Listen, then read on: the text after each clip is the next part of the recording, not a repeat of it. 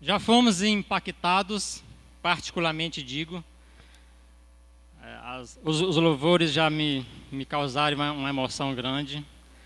Espiritualmente falando, já fui ministrado nessa noite. Que o Senhor continue conosco, falando profundamente aos nossos corações. Amém? Vamos falar com Deus, onde você está, curve sua cabeça. Vamos pedir ao Senhor que continue conosco, ao seu Espírito Santo que fale ao nosso coração. Pai de amor, nesta noite, ó Deus tão especial, em que a tua igreja, ó Deus, se reúne para te cultuar, ó Deus, entoar louvores ao teu santo nome. Ó Deus, continue, ó Deus, a falar aos nossos corações. Ó Deus, continue, ó Deus, a transformar nossas vidas. Que possamos compreender, meu Senhor, quem nós somos. E compreendendo, possamos viver de fato o que nós somos. Ser conosco, ó Deus, nessa noite. Me usa, Deus, como vaso nas tuas mãos. E que a palavra do Senhor ela possa atingir, ó Deus, o seu objetivo, que é de transformar vidas. É minha oração que te faço em nome de Jesus. Amém? Começamos no domingo passado e hoje nós continuaremos esta caminhada em busca de não somente responder à pergunta do tema, quem sou eu, mas, irmãos, reavaliar a nossa vida e viver aquilo que Deus deseja que vivamos. Aprendemos ou relembramos na mensagem de domingo passado que, de fato, somos criaturas de Deus. O texto lido de Gênesis capítulo 1, versículo 27 diz isso. Deus criou, homem e mulher os criou. Além de sermos, meus irmãos, criaturas de Deus, como criaturas, nós dependemos de Deus. Saiba disso. Tanto eu como você, toda a humanidade depende 100% de Deus. Ao levantar e até o deitar, nós dependemos de Deus. Se hoje nós estamos aqui sentados nessa cadeira, respirando esse ar, é porque Deus permite. Deus permite que você tenha vida, que você viva. Deus é um Deus poderoso, um Deus supremo, um Deus que permite, e além de dependermos de Deus, carregamos a sua identidade, características dele. É o que diz Gênesis capítulo 1, versículo 26, que diz: fomos criados conforme a sua imagem e segundo a sua semelhança. E ainda mais, irmãos, nós prestaremos conta a Deus de todas as nossas ações. Como isso é tremendo, como isso é importante nós analisarmos. Estas verdades, meus irmãos, se aplicam a toda a humanidade, não só a nós, a todos os seres vivos que nascem, homens, mulheres, que nascem nesse mundo, quer a pessoa perceba ou não. E preste atenção, para aqueles que são nascidos de novo, a igreja de Cristo, aqueles que creem em Deus, aqueles que confiam em Cristo como seu Senhor e Salvador, a resposta a essa pergunta, quem sou eu, ela deve ser mais rebuscada. Não simplesmente eu posso dizer como um cristão que apenas sou uma criatura. Para aqueles que são servos de Deus, para aqueles que são filhos de Deus, há mais ingrediente na sua resposta. Há muito mais a ser respondido. Há muitas mais coisas a serem elaboradas. Há muito mais em nossa identidade para ser analisado. Então a pergunta, meus irmãos, talvez seria essa: quem sou eu Como cristão, vamos alimentar um pouquinho a pergunta, né? Hoje vai ser uma noite de perguntas. E aí cada um de você onde está, responda às perguntas. Quem sou eu como cristão?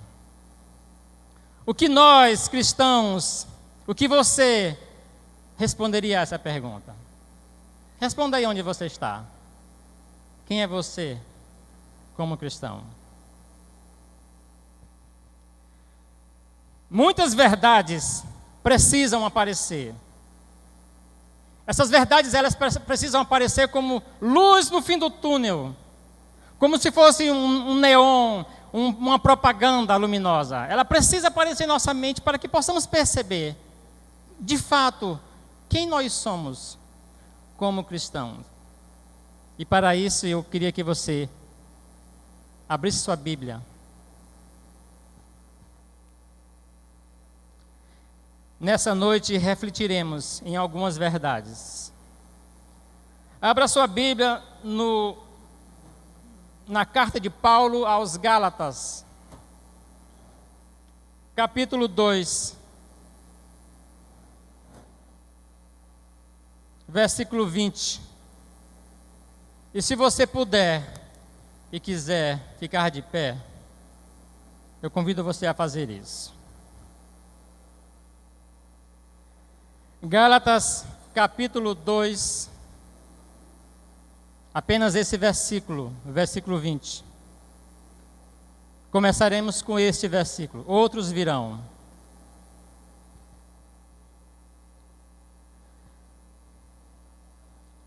Eu vou ler, e cada um de você, onde você está, apenas me acompanhará. Gálatas 2, versículo 20. Quem achou, diga amém. Aleluia. O texto diz o seguinte: estou crucificado com Cristo, logo já não sou eu quem vive, mas Cristo vive em mim. E esse viver que agora tenho na carne, vivo pela fé no Filho de Deus, o qual me amou e a si mesmo se entregou por mim. Amém? Vamos todo mundo dizer esse versículo? Vamos lá. Eu vou dizer e vocês repetem, para que todo mundo diga a mesma coisa. Vamos fazer aqui um teste? Vamos lá. Estou crucificado com Cristo. Logo já não sou eu quem vive, mas Cristo vive em mim. E esse viver que agora tenho na carne, vivo pela fé no Filho de Deus, que me amou e a si mesmo se entregou por mim. Aleluia. Glória ao Senhor. Podem sentar. Quem sou eu como cristão? O que você diria depois de ler esse texto? Eu diria, sou de Cristo. Eu diria, estou em Cristo. Aleluia. Você pode dizer isso? Sou de Cristo. Está muito fraco, né? Sou de Cristo. Estou em Cristo. Sou de Cristo. Estou em Cristo. Aleluia. Glória ao Senhor por isso. Essa é uma verdade, irmãos. Ela precisa ser dita aos nossos ouvidos, para que a nossa consciência perceba. Igreja é uma verdade que deve reluzir, ela deve brilhar em nossas vidas constantemente. Ser de Cristo, estar em Cristo. Mas o que significa estar em Cristo? Será que seria uma questão de localização? Estou em casa. Será que seria isso, estar em Cristo? Estou na igreja. Existem muitos irmãos que estão na igreja, mas sua mente não está na igreja. Será que existem essas pessoas? Está só o corpo, né? A sua mente talvez e o seu coração está longe. Será que estar em Cristo significa isso? Será que estar em Cristo significa pertencer a um clube? Será que é isso? Ou uma organização? Não é isso, nenhum dos dois. O apóstolo Paulo usa a expressão estar em Cristo, e isso quer dizer estar unido a Cristo, estar junto a Ele, compartilhando das coisas que Ele tem para nos dar. Nós cristãos que confessamos Jesus Cristo como nosso Senhor, precisamos estar ligados a Cristo. Nós precisamos estar unidos a Cristo como uma unidade. Esta foi uma oração que Jesus fez depois da ceia. Ele diz: Jesus, que todos sejam um, assim como eu e tu somos um, que eles, nós, igreja, sejam um em nós. Percebe, irmãos, a oração de Jesus?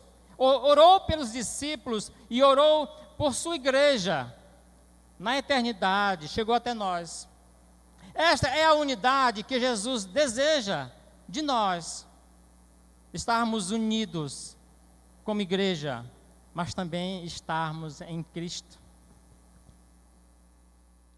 Estar em Cristo significa andar como Ele andou. Estar em Cristo significa olhar as pessoas como Ele olhou. Estar em Cristo significa amar como Ele amou. Percebe, irmãos, que as verdades ditas por Jesus, às vezes, elas não entram em nosso coração, ou muitas vezes, como cristão, nós vivemos distante dessa unidade que Jesus quer entre nós. Dizemos que somos cristãos, mas muitas vezes nós não andamos, ou não vivemos como tal. Este era o conceito de Paulo, e também deveria ser o nosso. Pense nisso, medite nisso. Não só o texto que nós lemos de Gálatas, mas em muitos outros textos, Paulo vem expressar esta unidade que ele tinha com o seu Senhor Jesus Cristo.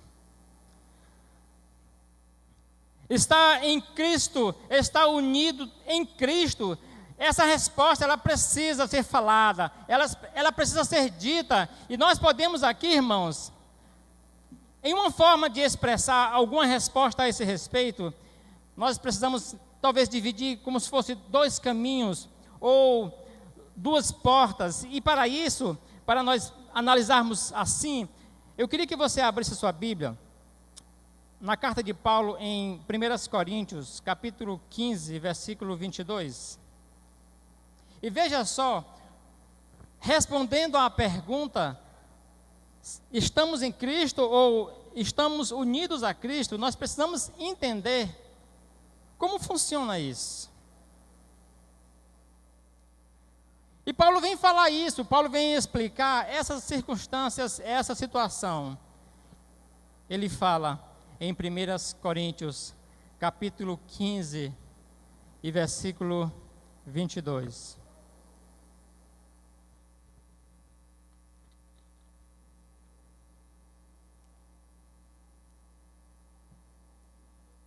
O texto diz o seguinte: porque assim como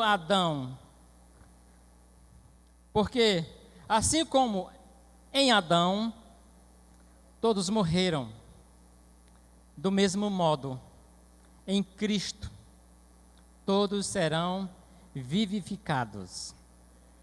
Observe esse texto, como Paulo expressa essa pergunta e direciona o leitor a dois caminhos. Paulo usa a expressão em Adão, em Cristo. O que Paulo quer dizer neste verso, meus irmãos? Na forma de Deus lidar com a humanidade, há apenas dois homens que representam toda a humanidade diante de Deus: Adão e Cristo. Todas as demais pessoas são representadas por esses dois. Você e eu, né? devemos saber quem é o nosso representante, ou pelo qual, em quem nós estamos. E Paulo vem falar isso para nós. Quem desses dois te representa diante de Deus? Adão ou Jesus? Vamos começar por Adão, vamos entender, não é? Esses questionamentos. Adão como nosso representante. Você, depois de ouvir, você vai analisar se realmente é Adão quem te representa. Olha só o que é que o texto diz. Acompanhe comigo, deixe sua Bíblia aberta. A parte A do versículo diz o seguinte: em Adão todos morreram. Está claro. Adão representa a desobediência. Foi o que aconteceu lá no jardim do Éden. Adão representa o declínio. Adão representa o pecado. Adão representa a morte. Adão representa a destruição. Adão representa a separação do homem de Deus. O caos, as turbulências de nossas vidas hoje são consequências do pecado de Adão, lá no jardim do Éden. O primeiro homem que Deus fez. E Paulo diz em Romanos, capítulo 5, versículo 12, a seguinte expressão: porquanto, assim como o pecado entrou no mundo por um só homem, Adão, e pelo pecado a morte, assim também a morte passou a todos os homens, pois todos pecaram. Observe, meus irmãos, esse texto ele traz referência ao pecado de Adão e de Eva. Ambos trouxeram o pecado a toda a humanidade, ambos trouxeram a morte espiritual a todos, ambos trouxeram o afastamento de Deus do homem. O pecado de Adão não ficou somente com ele. Ele não foi o único a sofrer as suas consequências. Toda a humanidade, inclusive eu e você, nós sofremos por causa do pecado de Adão, por causa da desobediência de Adão.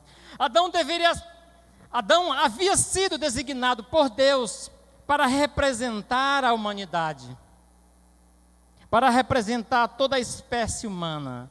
Mas Adão pecou, Adão falhou, as consequências do pecado de Adão foram drásticas, destrutivas e caíram sobre toda a humanidade. Olha só que tragédia o pecado faz.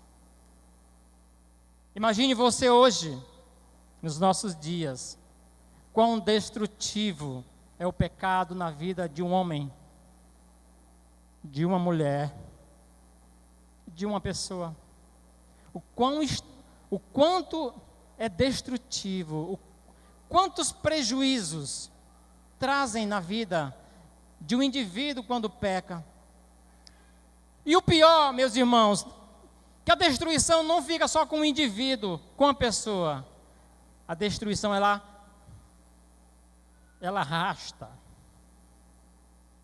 arrasta vidas. Foi o que aconteceu com Adão e com Eva. Trouxe a destruição para toda a humanidade. As consequências do pecado ainda hoje são destrutivas, ainda causam terríveis consequências para a vida do pecador. Em Romanos 3, 23, Paulo expressa isso. Ele diz: todos pecaram e separados estão da glória de Deus. Não há tragédia maior para a vida do indivíduo que foi criado por Deus, que detém a identidade de Deus, que tem os cuidados de Deus. Não há prejuízo maior do que estar separado desse Deus. Percebe como é nossa vida, como é a sua vida? A pessoa que ainda não teve um encontro com Jesus Cristo, o seu Salvador, que não entregou a sua vida ao Senhor, ainda está no domínio do seu representante. Quem é o seu representante? Adão, que representa o pecado. Precisamos mudar a nossa história. Amém? Você precisa mudar a sua história. Se você ainda não tem Jesus como o seu Salvador, você precisa mudar quem lhe representa. Se você ainda é filho de Adão, se você ainda é filho do pecado, se você ainda vive no pecado, hoje à noite você precisa mudar a sua história. Todas as pessoas que nascem, às vezes nós dizemos isso, quando ouvimos alguém falar, alguns dizem que todos são filhos de Deus. Você já ouviu essa expressão em algum lugar? Quando eu ouço, eu falo. Quer conheça a pessoa ou não? De repente, estou até cometendo um erro, né? De levar uma bofetada, né? Mas eu digo, todo o ser humano é criatura de Deus. Deus criou. Quem é filho de Deus? Aqueles que obedecem a Ele. Há uma grande diferença, não há? Todas as pessoas que nascem, elas são amadas por Deus, com certeza. Elas carregam consigo a identidade divina. Carregam. Embora a identidade espiritual tenha sido manchada, tenha sido descaracterizada. No mundo da criminalidade, e o irmão Fernando sabe disso, muitos bandidos, eles pegam ácido e botam na digital. Sabe para quê? Para ninguém saber a digital dele. Eles descaracterizam a sua digital. Os marginais fazem isso. Eles botam ácido para corroer, né, a digital. E muitas vezes o pecado tem fazido isso com a humanidade, né? Descaracterizando, manchando, distorcendo a identidade que Deus colocou no homem. Porque Deus é perfeito.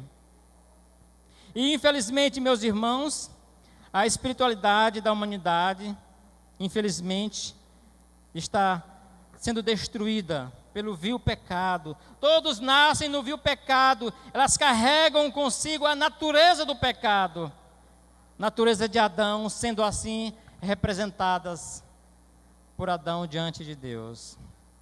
Pensando nisso, nessas verdades, a resposta à questão, quem sou eu, deveria ser, eu sou o pecador. Percebe? Se eu fosse perguntar para você, quem é você? Você diria, eu sou pecador. Eu nasci em pecado. E Davi, meus irmãos, expressa muito bem o que eu estou dizendo agora. Ele fala no Salmo 51, versículo 5, se você quiser abrir sua Bíblia, você pode abrir para confirmar o que eu estou dizendo.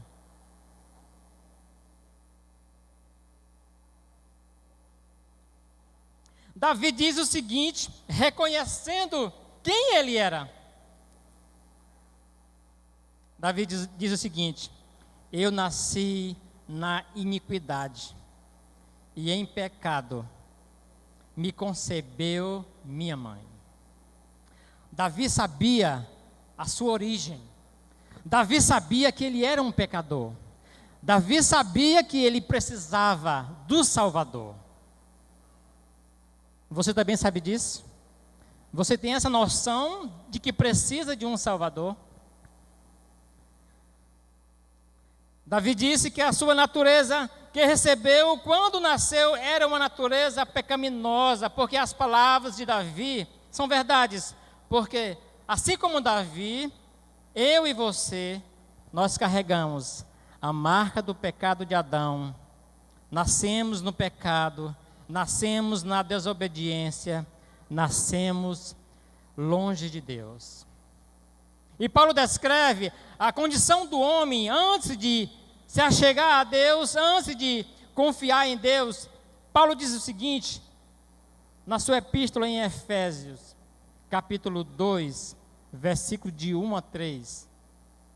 O texto paulino diz o seguinte, todos estavam mortos em suas transgressões e pecados, nos quais costumavam viver quando seguiam a presente ordem deste mundo e o princípio do poder do ar, o Espírito que agora está atuando nos que vivem na desobediência. Anteriormente, todos nós também vivíamos entre eles, satisfazendo as vontades da nossa carne, segundo os desejos e pensamentos, como os outros. Éramos, por natureza, merecedores da ira de Deus. Percebe, irmãos, esta terrível verdade que Paulo descreve, e a situação da pessoa como criatura de Deus, tendo Adão como seu representante.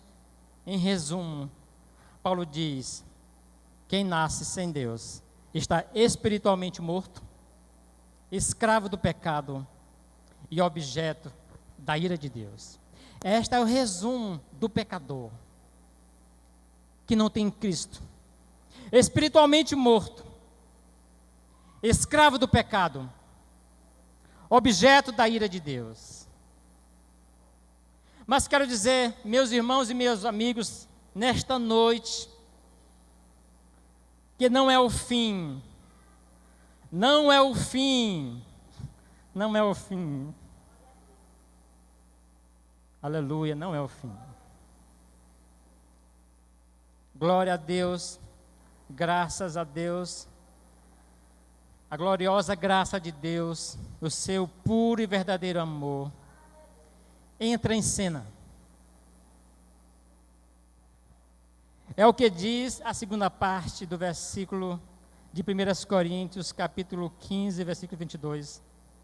A segunda parte diz o seguinte: do mesmo modo, em Cristo, todos seremos vivificados.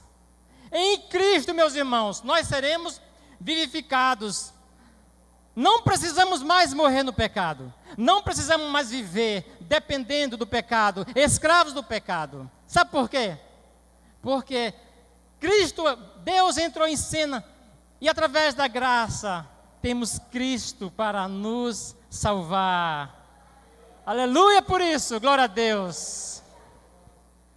Deus criou Adão para representar a humanidade. Adão falhou, trazendo o pecado, sentenciando a humanidade à morte.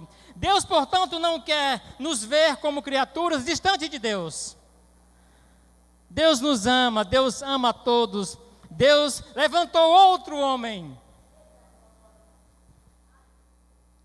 Deus não quer ver o homem destruído. Deus levantou o homem perfeito. Um homem justo, como nós cantamos. Deus levantou um homem santo. Deus enviou o seu próprio Filho unigênito. Deus queria que a sua identidade fosse restaurada. Deus queria ver novamente o seu DNA correndo no espírito da sua criatura. Deus enviou Jesus Cristo. Amém? Deus enviou Jesus Cristo para salvar o que se havia perdido. Somos salvos, irmãos, porque Deus nos ama, porque Deus quer resgatar novamente a sua identidade em nós. Eu e você, todos nós que cremos em Cristo Jesus, nós precisamos ter isso em nossa mente e nosso coração, ter a certeza de quem nós somos. Deus nomeou Jesus para representar todos aqueles que nele creem. Deus enviou Jesus para toda a humanidade perdida, mas somente aqueles que creem em Jesus como seu Salvador terá a liberdade novamente, receberá do Senhor a recompensa, receberá do Senhor novamente a restauração da sua identidade. Ah, como isso é bom! Como isso é maravilhoso, maravilhoso. Nós aqui já vimos, eu já falei muito sobre as consequências terríveis do ato de Adão, mas vamos agora observar os efeitos benéficos da obra de Cristo em favor de todos nós. Qual seria agora a pergunta? Já fiz tantas perguntas aqui, não é verdade? Quem sou eu? A resposta é: eu sou de Cristo? A resposta é: estou em Cristo. E o que significa estar em Cristo, meus irmãos? Esta é a resposta gloriosa que deveríamos fazer.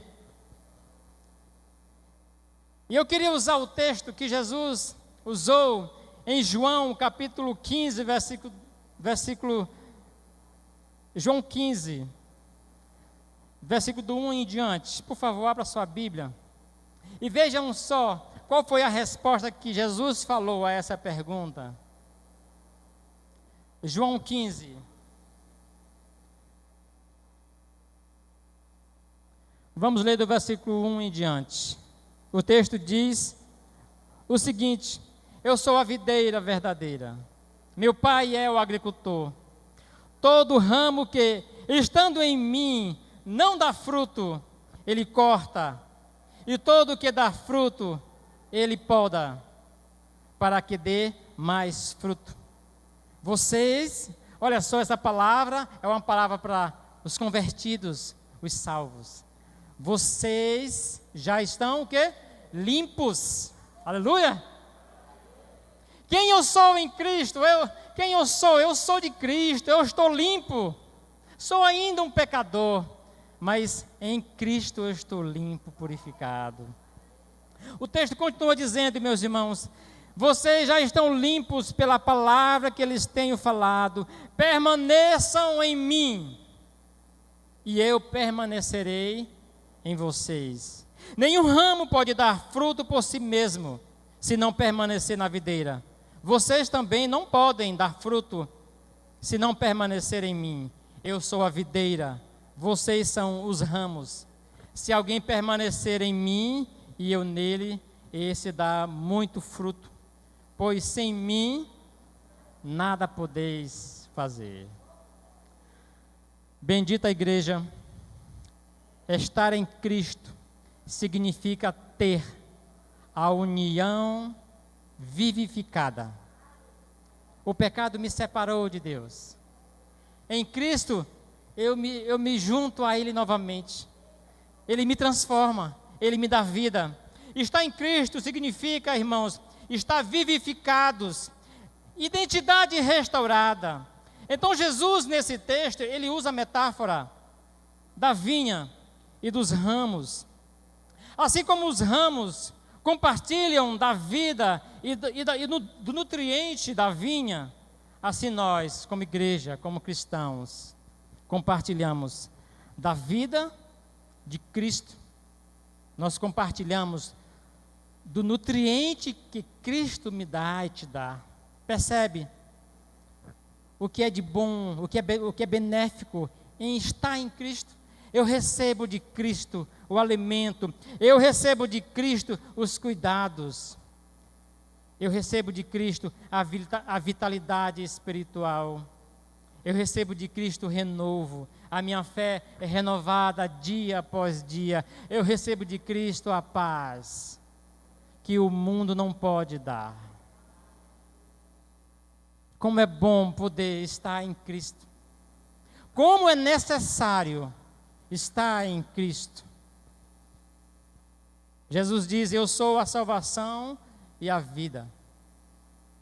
Jesus dá a vida. Adão representa o pecado e a morte, mas Cristo representa a vida. E diz mais: vida em abundância.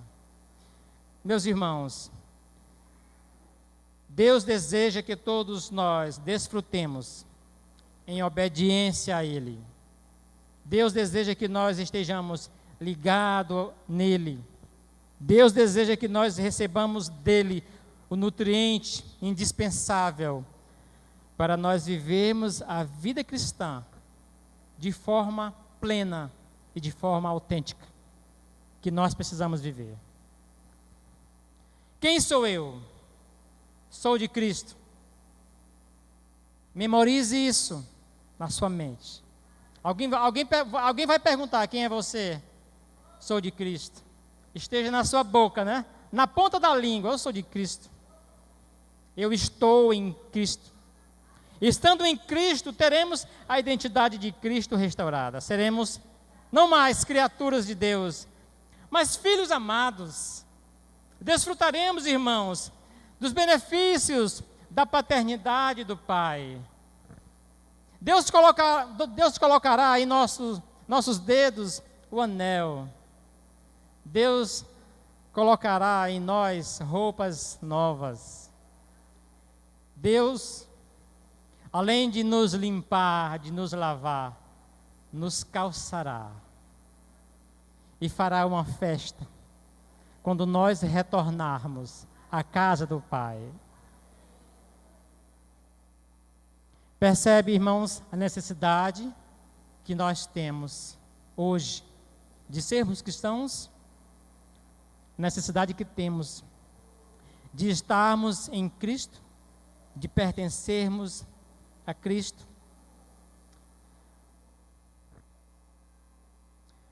Estar em Cristo, irmão, significa estar na presença de Cristo. João capítulo 7. E eu queria encerrar as minhas palavras dessa noite.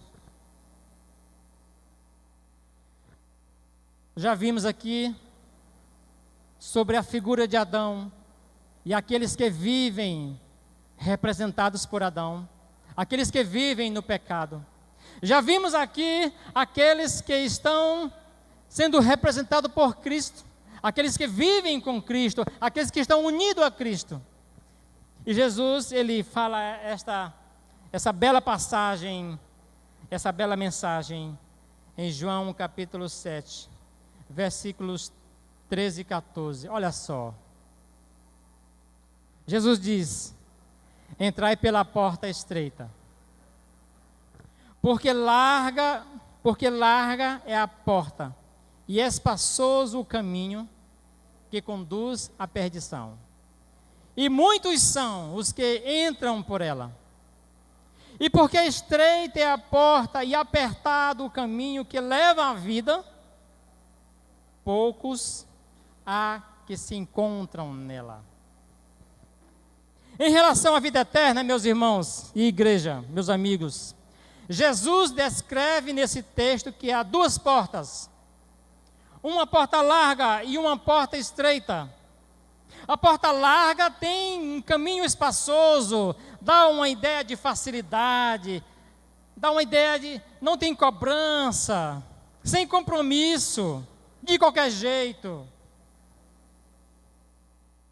Mas essa porta te conduzirá à morte eterna. Essa porta larga te conduzirá à perdição. Infelizmente, Jesus diz e alerta que muitos são os que passam por ela. Mas há outra porta, a porta estreita. Jesus diz que ela tem um caminho apertado. Dá uma ideia, irmão, de dificuldade, de compromisso, sujeição, submissão, humildade, obediência. Percebe? Esta porta, irmãos, é a que conduz aos céus. Essa porta é a que conduz à vida eterna. E essa porta tem um nome. Qual o nome dela? Jesus. Refletindo nesse texto, pensemos nele. Vamos fazer uma aplicação. Imagine dois homens, dois representantes, um desse lado e outro desse. Aqui está Adão e aqui está Jesus. Adão representa a porta larga. Vocês estão pensando igual a mim? Jesus representa a porta estreita. Atrás de Adão está a humanidade, sendo representada por Adão. As pessoas estão unidas a ele, carregam sua marca, levantam sua bandeira. Pecado, desobediência, essas pessoas receberão de Deus o mesmo que Adão recebem. E o que Adão recebe? Pelo pecado? A morte eterna, a ira de Deus. Quem está atrás de Adão? Mas na outra porta, é uma aplicação que eu faço do texto de Jesus, está Jesus. Aqui atrás de Jesus estão os salvos, os remidos, os lavados pelo sangue do Cordeiro. Atrás de Jesus estão os servos que negaram a si mesmo, aqueles que tomaram cada dia a sua cruz e o seguiram. As suas identidades foram restauradas por Deus, receberão de Deus, como diz a promessa, o galardão, a vida eterna. Quem estão atrás de Jesus? Percebe? Nós temos que tomar decisões, nós temos que responder. Quem sou eu? Quem me representa? Quem representa você? Adão ou Jesus? Feche seus olhos. Reflita nisso. Dê uma resposta para Jesus.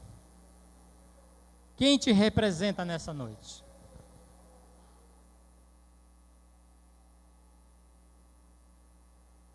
Quem sou eu?